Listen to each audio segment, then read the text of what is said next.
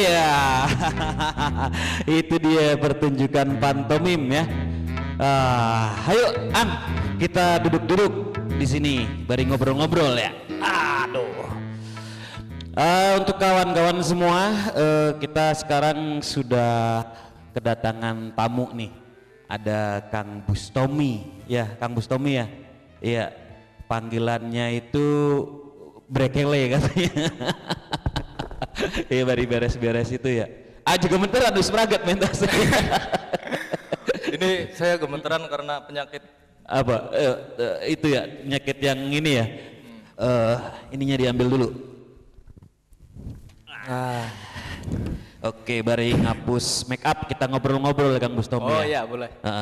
Nah, di acara kita ngopeni itu nonton ngobrol pekan ini. Kita akan ngobrol-ngobrol tentang pantomim nih dengan Kang Bustomi. Betul sekali. Terima kasih nih Kang udah datang Kang. Ya, sama-sama. Pengen minum dikit beli. Enaknya sih minum. Minum. Kopi atau Ya, apa? Kopi. Kopi hitam atau kopi putih? Kopi hitam boleh. Enggak, yang jadi masalah saya ngopi terus dia ngobrol. Iya, biar nggak mati Om. Biar nggak mati ya. Wah, tadi pantomim tadi ceritanya tentang apa Kang Bus? Itu yang pertama Yang pertama tadi, yang pembukaan tadi yang barusan, iya. yang tangannya gerak sendiri tuh. Nah itu. Itu sebenarnya cerita tentang ini ngelukis. Jadi Terus? melukis. Cuman ruhnya akhirnya masuk ke orang si pelukisnya. Oh, roh dari yang dilukisnya itu. Iya. Sehingga kan itu yang dilukis saya menceritakan tentang pembunuhan nih, bunuh diri, orang bunuh diri. Iya. Nah, ruhnya masuk ke si pelukis sehingga merasuki si pelukis itu akhirnya ingin bunuh diri, cuman gagal terus tuh. Oh, gitu ya. Iya. Nah, sampai akhirnya udahlah, stres kan, setelah dia lepas stres udah saya berhenti menjadi pelukis, hancurin semua aja. Jadi juga gara-gara kerasukan. Gara-gara kerasukan. Tapi enggak juga ya sebenarnya. Terus yang jadi berubah mah jalan terus. Jangan sampai kayak cerita pantomim tadi. Itu kan hanya salah satu cerita yang ada di alam nyata kayak gitu. Oh, ada tapi itu realitasnya. Ya ada. Di beberapa ya teman-teman pernah cerita kayak gitu tuh. Jadi keidean dari itu ya. Gak apa-apa, baru dihapus Kang. Set gitu pelan-pelan. Iya, jadi teman ada yang memang maunya merasuk ke kehidupan nyatanya. Kalau ini kan apa sih? Ini pura-pura merasuki jadi dari roh si lukisan itu masuk. Kalau itu kan jadi mempengaruhi kehidupannya. Iya, berpengaruh pada kehidupannya akhirnya. Iya, apa yang dia lukis berpengaruh pada. Iya. Nah, ngobrol tentang pantomim nih Kang. Apa ya? Kalau sejarahnya sih panjang, pantomim itu sebuah kesenian yang sangat tua ya Kang Bustomi ya. Iya, yang sangat tua. Kalau setahu saya sih emang di zaman Yunani juga udah ada, di Romawi juga udah ada, dan istilah juga itu kan datang dari Yunani bahkan ya, pantomim itu. Romawi ada, pengertiannya Latin juga ada gitu tuh. Bahkan itu di sebelum Masehi kalau nggak salah ya, hidupnya pantomim tuh ya. Jadi dulunya disebut komedian pantomim itu, makanya bentuk awal pantomim bisa ditelusuri di apa sih namanya, pelek kayak gitulah. Namanya saya bacanya apa nggak tahu, pokoknya pelek bentuk pertama pantomim itu gerak-gerak tubuh, relief ya, ada relief kalau di puitik itu kan yang ditelusuri yang ada di bukunya Aristoteles ya, iya puitik ya, berjudul puitik. The puitik. Sejarahnya kan pengambilannya kenapa pantomim itu ada karena ada relief itu, relief yang menggambarkan orang tari tapi bukan menari. Terima kasih. Orang menari tapi bukan tari, tapi lebih ke gerak gitu ya. Iya, itu. Nah, akhirnya muncul di situ. Itu yang kalau sudut pandang Aristoteles. Nah, kalau yang lain? Kalau yang lain kan perkembangannya dari, makanya buku pantomim yang kondang itu ditulis oleh siapa sih? Epikarmus apa siapa? Oh iya, Epikarmus. Nah, itu pertama kali. Nah, kalau udah masuk ke situ udah masuk penghalusan gerak pantomim. Iya. Kalau pelek kan dulu cuman pakai apa topeng. Ini pembukaannya pakai topeng putih, cuman gerak-gerak aja. Jadi mereka menceritakan cuman dengan gerak tanpa ada mimik mukanya karena hanya tutup sama. Karena mewakili aktor-aktor komedi saat itu disebut pantomim ya. Nah, iya. Mimer gitu tuh. Sampai di zaman Romawi juga kan ada perkembangannya ya. Iya, sampai jadi, ke sekarang ya. Sampai sekarang. Jadi dulu kan Yunani, kemudian Romawi, terus India. Iya.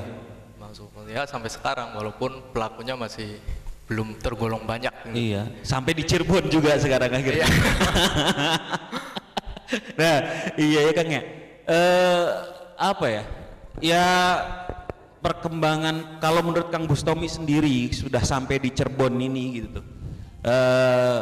Kira-kira gimana perkembangan pantomim khusus di wilayah Cirebon nih, Kang? Saya sebenarnya sudah berusaha untuk mengenalkan ya. Saya sempat ngisi workshop ke desa-desa, ke sekolahan kayak gitu. Ngisi workshop pantomim. Tujuannya agar mereka tertarik dengan pantomim. Ternyata sampai sekarang pun cuman hanya apa ya, euforia, cuman senang-senang, oh ada pantomim lucu-lucuan kayak gitu. Belum sampai ke tahap mereka suka, mereka ingin latihan lah itu, ingin belajar pantomim, nah belum nyampe. Tapi itu mereka cuman pengen tahu doang. Karena mungkin salah satunya mungkin karena mirip dengan badut. Oh gitu ya. Nah ya saya dulu sempat pentas di Suranenggala di sana. Bahkan sampai diomong, wah apa-apaan dia, ku wong beku ya. Itu kan ternyata mereka belum menyadari hal ini. Iya. Mereka belum punya wawasan nyampe ke sini. Iya. Kenalnya masih ya badut lah, yang putih-putih itu badut gitu. Dia emang lebih terkenal badutnya ya. Iya. Tapi emang wajar. Tapi ada kelebihannya sendiri sebenarnya sekarang Kang. Alhamdulillahnya ya. Kalau yang sempat didengar juga itu kan ada lomba mime juga ya, tingkat SD ya. Yang di SD. Sampai nasional bahkan itu ya Kang ya. Itu kan yang dicetuskan oleh Septian Dwi Cahyo kalau nggak salah. Ya itu bagus sih, maunya untuk memberikan dasar pantomim untuk Indonesia. Minimal mereka anak-anak udah ada edukasi sejak kecil. Betul. Jadi ketika mereka besar, udah tahu ini perbedaan antara pantomim sama badut tuh ini. Nah, ya, minimalnya kan itu. Walaupun entah nanti besarnya jadi apa ya, minimalnya udah pada kenal gitu. Tapi perkembangannya ketika ada FLS2N itu dengan sebelumnya gimana Kang? Nah, agak ada progres sih setelah ada FLS 2N ini. Iya, karena mereka kan akhirnya walaupun latihannya musiman ya maunya nggak rutin, nggak kayak di sanggar-sanggar, baru latihannya musiman ketika ada lomba doang latihannya kayak gitu. Tapi akhirnya mereka kan kenal, sedikit-sedikit, kayak gini. Jadi itu waktu tersibuk aja bawahnya ketika FLS berjalan. Sampai pernah nih Kang Gede ketemu berapa sekolah yang latihnya Bustomi semua. Wah ini lagi sama pelatihnya. Jadi itu waktu tersibuk ya. Karena nggak ada lagi ya. Di Cirebon ada lagi nggak pelaku pantomim selain Mas Bustomi? Saya sampai sekarang belum menemukan sih kalau pelakunya. Pelaku di kitanya ya. Kalau dulu sih aku sempat ada siapa ya, lupa namanya, Mas Wawan atau siapa, istrinya Mbak Dewi itu. Dia juga pelaku mime juga. Tapi sekarang ada juga Kang yang di jalan-jalan Kang. Di mana tuh? Di jalan-jalan yang pakai perak semua, badannya dicet gitu. Itu apa itu? Itu apa itu? Nah itu apa nggak tahu, teatrikal aja lah. Tapi bukan mime ya? Iya Kak. Cirinya kan bisa kelihatan kalau meme di geraknya. Iya. Kalau itu kan dia nggak bersuara juga sama. Iya, cuman kan ciri dari pantomim kan isyarat, bahasa isyaratnya itu. Jadi gitu kalau ini perbedaan antara pantomim dan yang lain ini di bahasa isyaratnya. Karena setiap isyarat kan punya motif. Nah, kalau di pantomim isyarat itu memiliki motif. Makanya ini kemudian yang membedakan antara pantomimer sama tuna wong bisu. Iya. Jadi bukan itu ya, tapi lebih ke gerak isyarat ya. Iya. Semuanya itu menjadi sebuah isyarat bergeraknya. Ada motif yang jelas. Iya. Itu ada. Mime. Jadi pelaku di Cirebon itu cuma Kang Bustomi sendiri ya sementara ini ya? Ya sementara ini. Semoga tahun-tahun berikutnya udah semakin berkembang dan banyak ya, banyak temen ya, iya. Temen ngobrol, temen main gitu tuh. Jadi kan mau gila-gilaan tuh enak, iya. Bikin karya juga enak. Jadi bikin parade sepanjang Siliwangi, pantomer semua ya. Sampai ke gedung kesenian gitu tuh. Iya kan asik kalau gitu, iya. Temen enak. Jadi wah anak ilmuannya berkembang nantinya. Wah jadi suhu nantinya nih kalau ada banyak tuh. Iya. Gini apa? Tapi kita juga punya tokoh di Cirebon kan? Yang tokoh mime juga kan? Ah iya itu. Asal Cirebon. Ya Mas Wanggi itu. Mas Wanggi. Selama yang saya pahami sih cuman dia. Ini karena cuman bedanya mungkin dia prosesnya di Bandung. Iya. Sini. Walaupun seringkali kadang kalau ada acara ini apa datang ke sini kayak gitu. Dia datang main, ya kadang saya sering ngobrol dan dia juga salah satu guru saya termasuknya. Oh berarti terinspirasi dari dia juga atau gimana? Gua kalau tiba-tiba tertarik main. Kalau pantomim awalnya saya dulu tahun berapa ya saya lupa. Pokoknya tadinya belajar teater dulu. Jadi bentuk teater raya, kemudian mau garap belajar selama 1 tahun tuh teater, belajar selama 1 tahun. Cuman pas mau garapan gagal. Nggak tahu itu gagal apa pelatihnya waktu itu. Akhirnya gagal. Pas di tahun berikutnya akhirnya bikin lagi, udahlah kata Mas Niko waktu itu, kata Mas Niko udah kita bikin pertunjukan, cuman nggak terikat sama pakem pertunjukan gitu. Ini ya entah orang mau menyebutnya apalah terserah, mau teater mau pantomim, karena waktu itu cuman pengambilan basic latihannya dari pantomim itu tuh. Nah dari situ kemudian saya udah wah ini dari pantomim, orang-orang apa teman-teman barang ini dari pantomim, ya udah kesini aja dulu sementara. Cuman lambat laun kan teman-teman saya pada pergi itu satu akhirnya orang-orang sudah kenalnya waktu itu teater raya ya orang-orang pantomim, cuman pantomimnya udah nggak ada anak-anaknya. Akhirnya cuma saya, mereka yang tahunya saya. Jadi yang bersisa cuma sendirian bikin orang itu. Ya? Iya. Terjebak juga di situ akhirnya. Iya, makanya sengsara kok. Sengsara membawa nikmat. Sedikit lah. Iya. Jadi sampai sekarang akhirnya ya.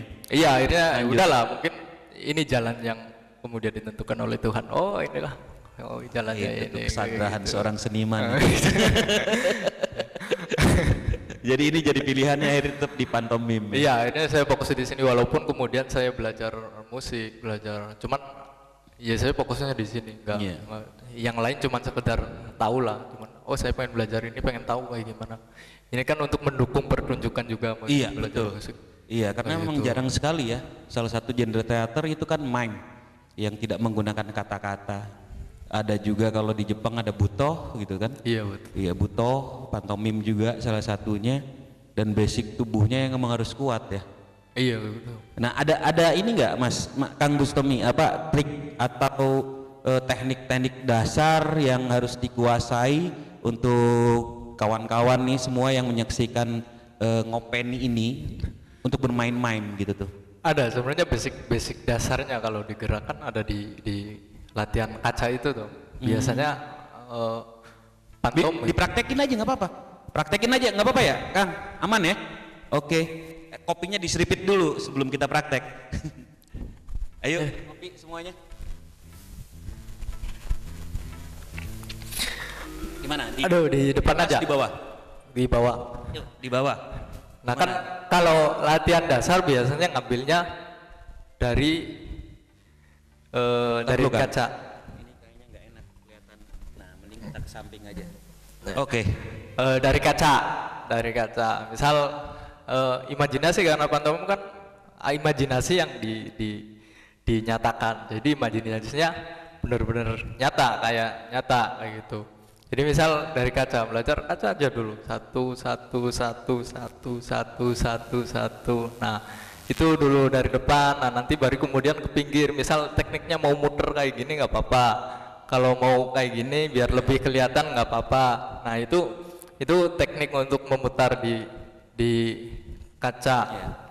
Nah itu satu. Kemudian yang kedua biasanya pakai tarik tambang. Jadi narik satu tarik, gitu. Satu tarik. Nah, iya tarik. Nah nanti kalau udah bisa kayak gini baru sini. Geser. Nah ke belakang. Geser lagi. Iya. Kayak gitu. Aku mau nanya ke si Arya sebenarnya bisa nggak dia gitu? Kita panggil aja dia ke sini praktekin ya. Nah iya. Sini Arya mana? Gua nggak ada. Sini. Cobain sini. Ini nih ada partisipan. Coba. Nah coba kita belajar pantomim nih. Ya gimana? Yang kaca atau mau yang tarik tambang?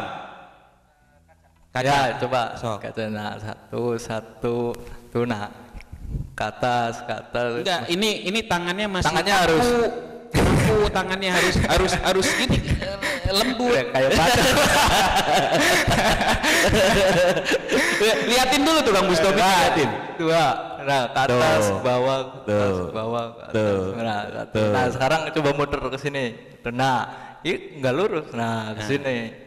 Nah, terus ke belakang ke situ. Nah, terus putar. Nah, ya, Sekarang ini. Baru. Nah, ya kayak gitu. Nah, iya, parkurnya keluar. Ya, yang penting dasarnya itu.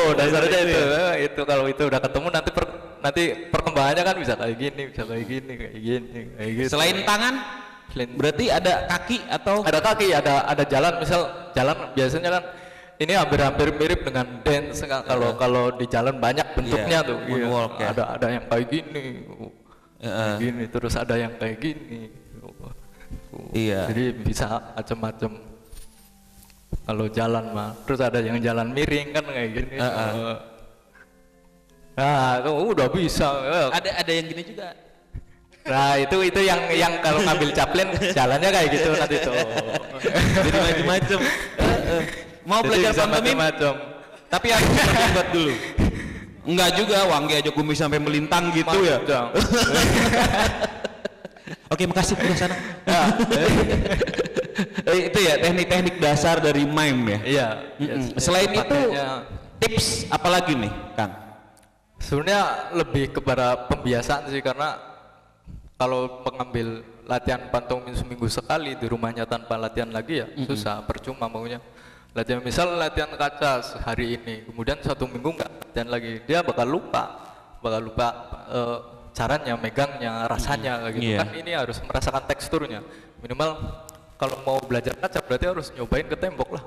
Rasain temboknya kayak gimana, teksturnya kayak gimana, rasanya, plus di power di tangannya juga ya. Iya, kekuatannya kayak gimana. Nanti kan bisa kok jadi beragam. Gitu sih tangannya. Dari duduk kopi diseripit dikit, Kang Bus. Ngopi dikit seripit. Nah, biar enak. Awas, kayak Kang seripit. Mantap. Kalau ada iklan sih saya ngomong kopi ini bla bla bla bla bla bla. Nggak boleh itu, nggak ada sih. Ya, nih Kang, selain tadi tips untuk belajar teknik dasar itu, kira-kira apa lagi nih yang harus dikuasain untuk mempelajari pantomim? Ekspresi, karena pantomim itu dua ada mime itu bentuk ke mukanya, makanya ada beberapa pertunjukan yang memang fokusnya ke mime, jadi cuman wajah doang, sementara geraknya enggak, jadi cuman lucu-lucuan. Nanti kalau udah ditambahin gerak, maunya main isar, nah itu yang disebut pantomim. Jadi dua, jadi ekspresi sama gerak tubuhnya.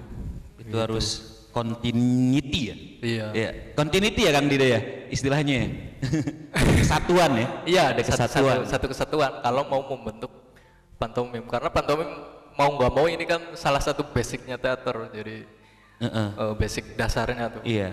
Jadi ya semuanya harus ada, ekspresi ya tubuhnya. Jadi nanti kan kalau mau jadi aktor teater lebih alami kayak gitu.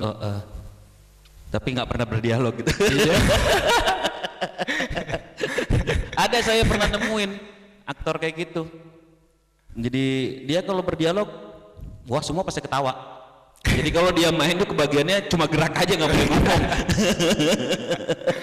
Gerak ngangkatin salon. Nah, yang paling sulit dari pantomim itu apa, Kang? Ini apa sih? Atau ketika menggarap sesuatu terus tiba-tiba wah sulit banget gitu tuh, atau gimana? Iya sebenarnya apa ya? Kayaknya nilainya sama sih. Jadi saya sering kesulitan di masalah ruh pertunjukan tuh. Iya.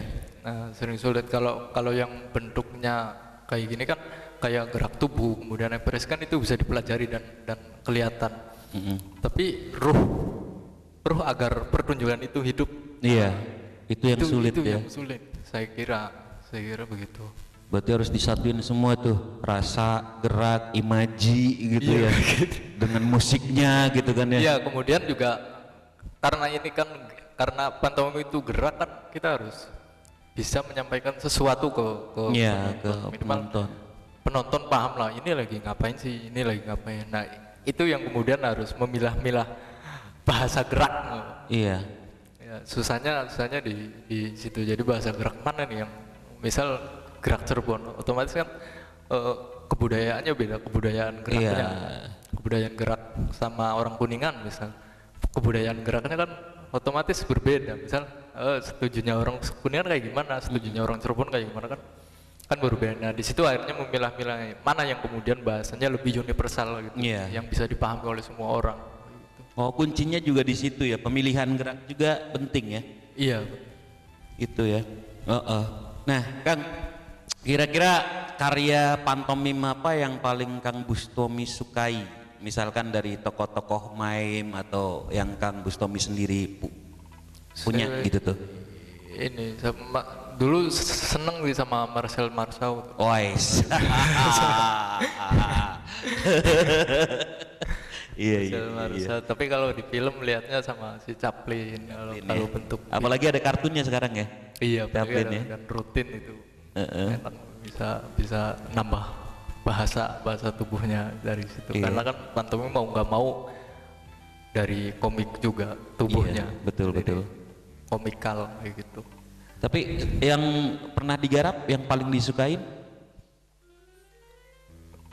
karya Kang Bus dulu, punya Kang Bus karyanya gitu.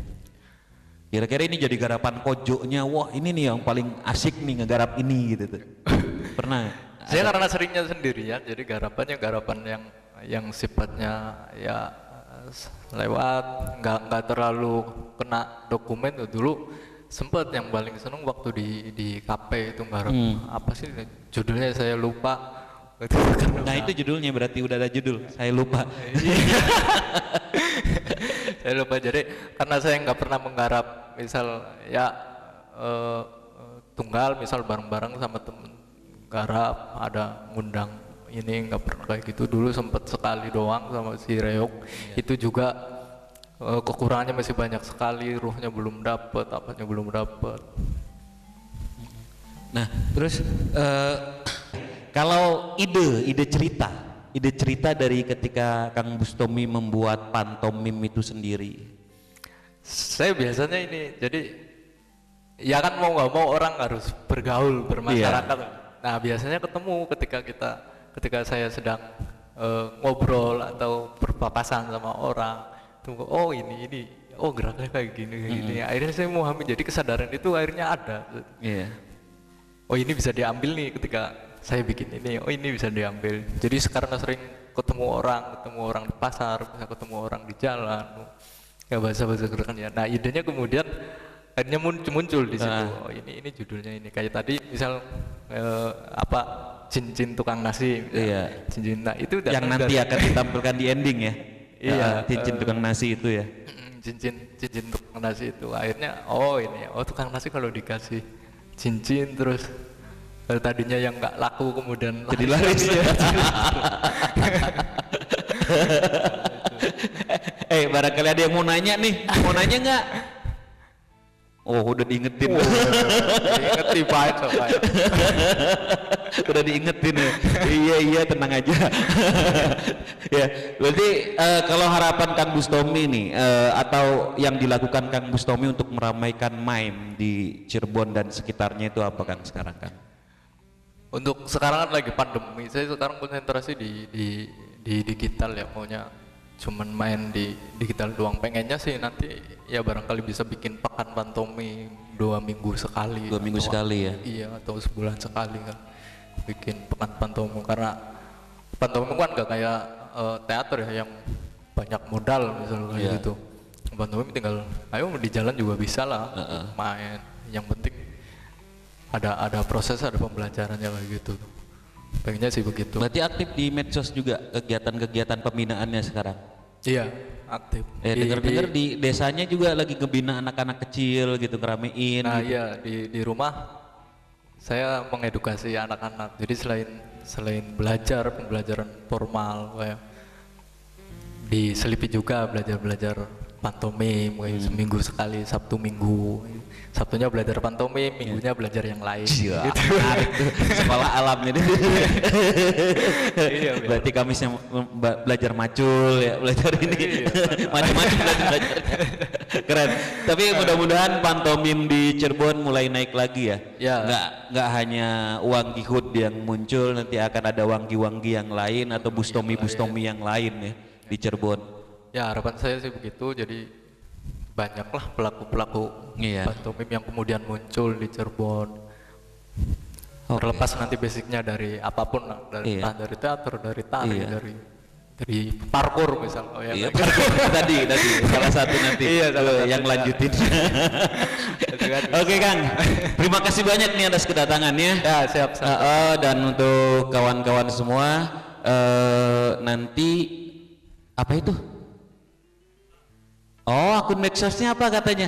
Oh ya, Tommy Brekele Instagram, Tommy Brekele, Facebook Tommy Brekele. Oh, Tommy Brekele, pokoknya akun Instagramnya Tommy Brekele. Tulisannya yang jelas. Tommy Brekele pokoknya ya. Ada Instagram, ada Facebook, ada YouTube. Ya, Tommy Brekele. Oke. Terima kasih Kang Tommy atas kedatangannya. Mungkin kita bisa nanti lebih banyak ngobrol-ngobrol lagi ya. Ya, siap. Jadi nih. Jadi pertunjukan yang tadi cincin ibu warung itu. Iya, jadi. Oh, sekarang ya berarti ya. Oh iya. Pokoknya. Nanti habis ngobrol ya main lah saya. Oke, siap. Nah, untuk kawan-kawan semua di Ngopeni kita akan tutup pertemuan kita dengan penampilan yang kedua dari Kang Bustomi. Ayo Kang, kita make up dulu ya.